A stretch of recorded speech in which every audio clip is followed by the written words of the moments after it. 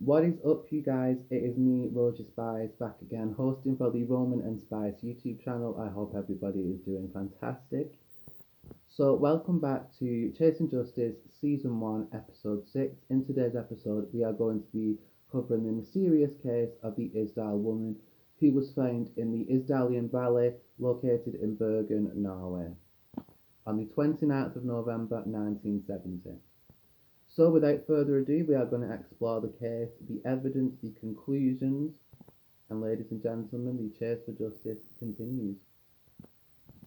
On the 29th of November 1970, in the Isdalian Valley, Bergen, located in Norway, a man and his young daughters who were hiking that day had stumbled across a woman who was unidentified found on the rocks, who was severely burned, maintaining the boxer position, which is like so, suggesting that she had been alive when set alight.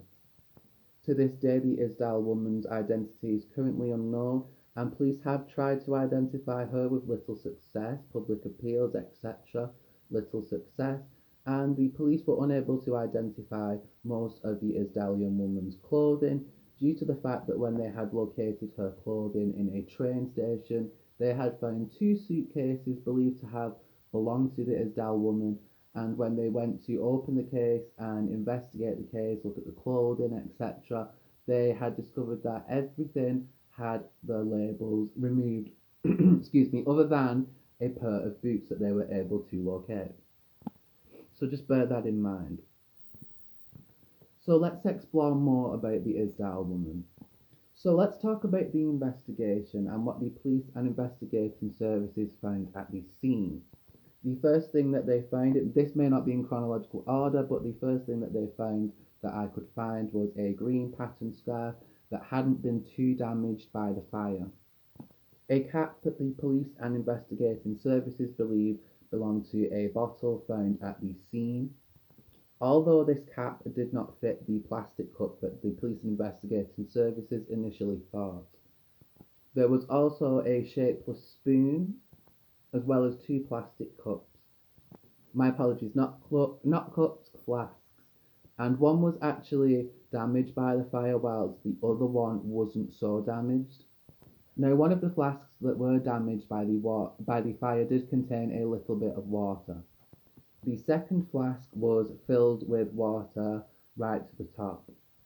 Police also found a cup of alcohol. When traced, it was discovered that a bottle of alcohol was owned by a Norwegian government alcohol brand. A blue nylon umbrella, remains of a woolen jumper, also remains of plastic that were damaged by the fire. This melted plastic was believed to have been a purse, but due to the intensity of the fire and the plastic melting, police and investigating services aren't entirely sure. And they also found a pair of burnt rubber boots, the boots that they were able to trace that I will get into just a little bit later on. Also around the Isdal woman's body were some more objects. There were burned synthetic fibres and textiles.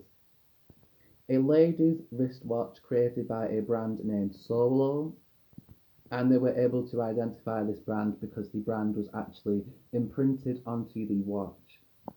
Two circular clip-on earrings, as well as an oval-shaped ring, synthetic remains of what was believed to have been a hat, with a quote-unquote strong smell of petroleum, a matchbox and socks. Possible, although not totally confirmed, there were remains of either bread or what was believed to have been crackers. I'm unable to confirm that. More burned plastic and a yellow fatty deposit. All items found at the scene were either damaged slightly or intensely by the fire, and they were also damaged by the smoke as well. So as the chase for justice continues, let's move on to the autopsy section and talk about the autopsy findings. So it was determined that the Isdal woman had died a few days before she had been discovered by the man and his daughters who were hiking. In the Isdal woman's stomach there were a large quantity of sleeping pills, although when they looked into her stomach they had said that There were quite a lot of the pills that had not been absorbed, digested. Now, weirdly enough, the Isdal woman's death was actually thought to have been caused by an overdose. So, what kind of makes me a little bit confused here is why would you take a large amount of sleeping pills and then set yourself on fire? Wouldn't you, like, in my mind, it would make more sense to just take the pills and not set myself on fire. That's a bit of an extreme way to, you know what I mean, end your life. And also, a lot of people did not agree with this conclusion or this hypothesis. People thought that this was totally inaccurate because not only was she set alight, not only did she have a large amount of sleeping pills in her system, but she also had her fingerprints sanded off.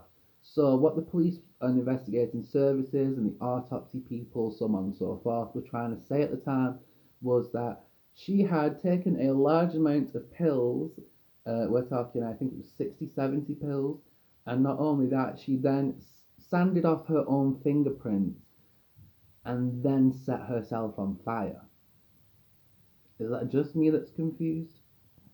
To me personally, it makes more sense if she was to do one thing. Like, if she was to take the pills, that would sound believable, or if she was to set herself on fire, that would sound believable.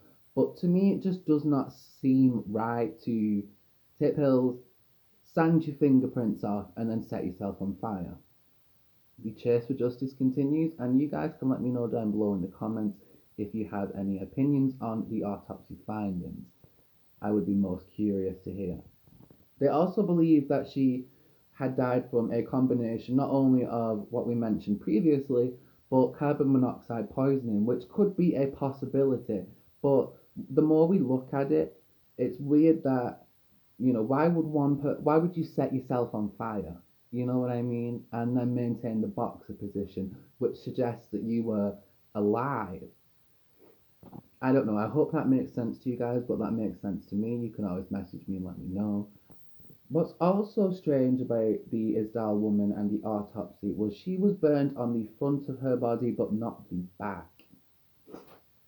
They found a large bruise on her neck believed to have been blunt force trauma, from my research anyway, and they also found some of the Isdal woman's real hair because it is believed she wore wigs. So they found some of her hair attached to a blue ribbon. To me, this was an exceptionally lucky finding because most of her hair and face had tragically been destroyed by the fire. Due to the intensity of the fire and the fact that she had not been discovered, when police and investigating services had arrived on scene, it was reported that they were they were unable to identify her because her physical features were unrecognizable. Not only that, her entire front of her body had been burned, her fingerprints had been sanded off also, and all her belongings, except for the pair of rubber boots, had their labels taken out and removed. Another theory that kind of, in my opinion, knocks the suicide or the credibility of the suicide theory down is there were smoke particles found in the Isdal woman's body, suggesting that she had been alive when she was set alight. Not only that, maintaining the boxer position, which suggests that she was trying to put herself out, she was trying to escape, she was trying to, not be in pain. Again, the whole suicide theory to me personally doesn't make any sense. You guys can let me know what you think as the chase for justice continues. And police and investigating services do believe that the Isdal woman was alive when she was set alight. So let's talk about her physical appearance. The Isdal woman was believed to have been 5 foot 4 inches, of a slim build, having brown eyes, of a curvy physique, and was described to have been having a round-shaped face. It was also believed that her real hair was either a really dark brown or a black, but also, as I mentioned earlier, it is believed that the Isdal woman wore several different kinds of wigs.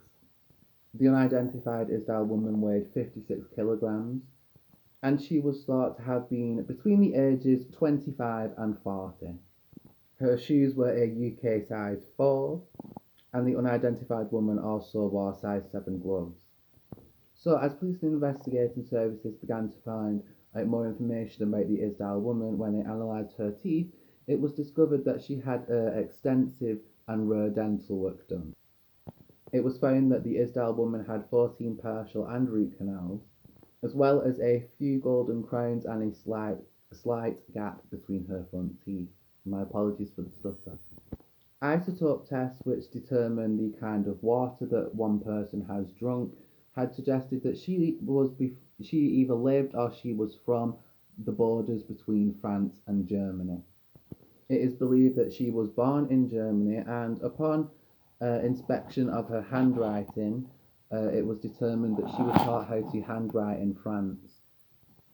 So behind me is a model of what the Isdal woman's teeth looked like and the type of dental work and dental treatments she had.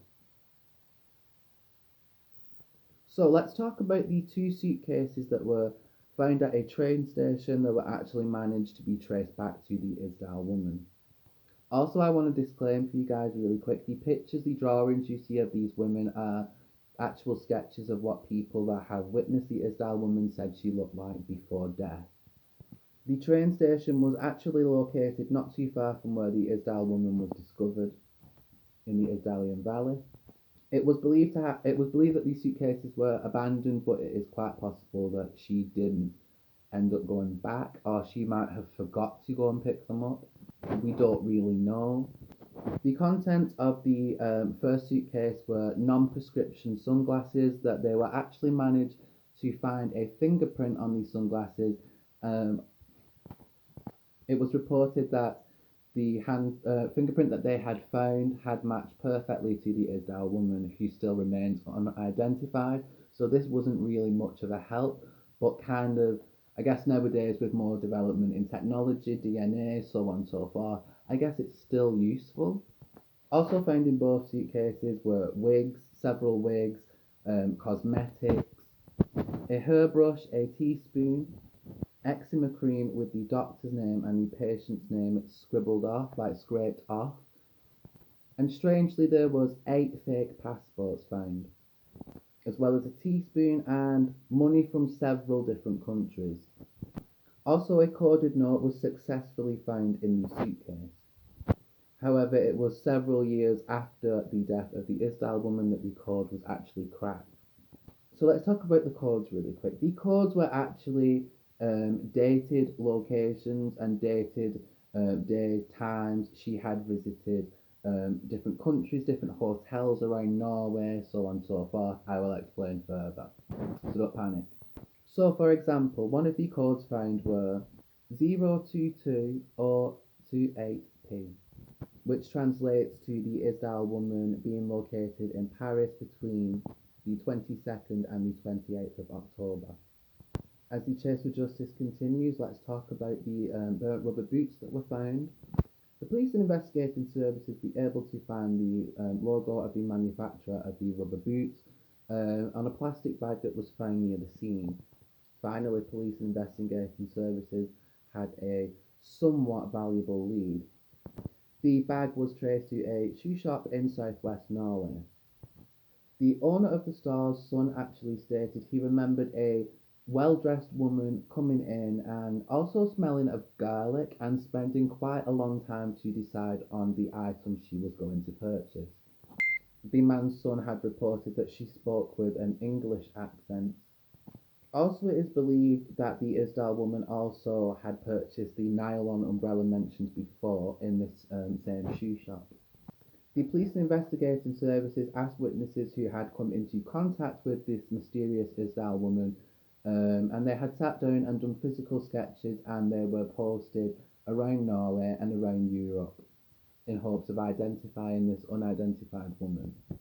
However, tragically, there were no leads. She was actually traced to a hotel where she had stayed under the alias Fenella Lorch.